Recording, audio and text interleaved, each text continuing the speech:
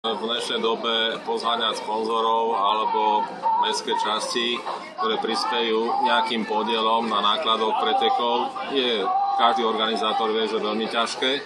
Každý organizátor, ktorý usporiada preteky, kde je viac ako 300 pretekárov, tak má veľmi, by som povedal, naložené, ale sú kluby, ktoré majú na usporiadané pretekov viacero by som povedal činovníkov.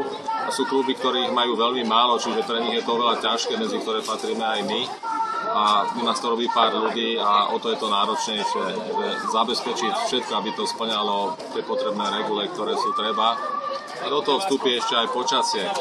A čo sa týka konkurencie, tak tým pádom, že sa zúčastňujú Češi a Maďari, máme tu zhruba 150 zahraničných účastníkov, keď prirátam zhruba nejakých 250 našich, tak blížime sa niekde 400 pretekárov, počtu 400 pretekárov.